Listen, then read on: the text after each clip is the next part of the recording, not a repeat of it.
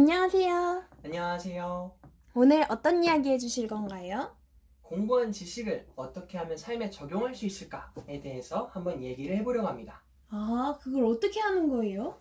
어떻게 하는 거냐고 물으신다면? 대답하는 게 인지상정이겠죠? 자, 그럼 한번 얘기를 해봅시다. 첫 번째는 누둔. 공부의 목적을 생각하는 것입니다. 아, 보통 책을 그냥 잡으면 안 됩니다. 책을 필 때에는 이 책을 보는 게 어떤 데에 쓸모가 있을까를 이 질문을 가지고 책을 피고 공부를 해야 됩니다. 이게 첫 번째입니다. 아하. 두 번째는요? 두 번째로는 필요한 것만 뽑아내기입니다.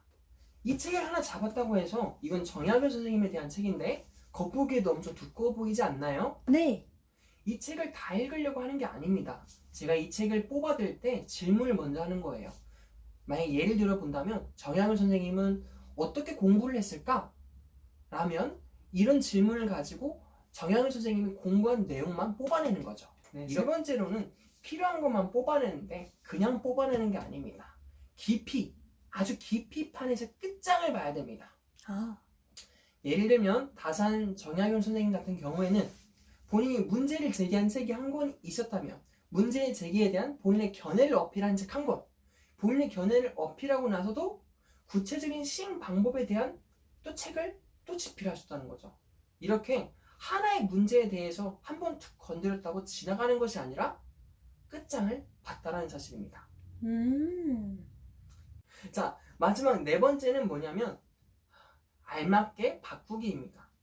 세상에는 많은 문제가 있죠. 그리고 누구는 그거는 내가 아는 이 문제랑 똑같아 라고 얘기를 합니다. 하지만 자세히 생각을 해보면 이 세상에 똑같은 문제는 하나도 없습니다. 예전에 정약용 선생님의 예시를 들어볼게요.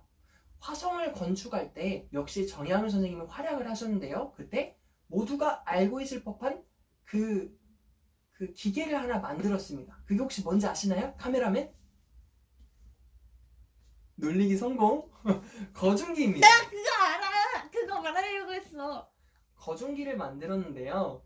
그 거중기를 만든 스토리에 대해서 함께 얘기를 해보려고 해요. 그게 테렌치인가요? 그 사람이 쓴 책 이름이 뭐였냐면 테렌치의 기기도설이라는 책을 보고 거기서 그 여러 가지 설명 그림 중에서 세 가지 그림이 특히 도움이 됐다고 해요. 그런데 의외인 것은 이 세 가지 그림에 소개된 기계를 온전히 다 그 공사에 활용할 수는 없었다는 겁니다. 왜냐하면 조선의 기술력이 따라주지 않았기 때문이라는 거죠. 하지만 거기서 정약용 선생님은 도르래의 원리를 이해했고 그 이해한 원리를 바탕으로 전혀 다른 기계인 거중기를 만들었다는 사실입니다. 여기서 봤을 때 어떻게 하면 어떻게 하면 바꿔서 현실에 이용할 수 있을까? 그것은 바로 원리를 이해하는 것에 있습니다. 네, 이렇게 네 가지에 대해서 얘기를 해봤는데요. 짧게 요약을 하자면 첫째,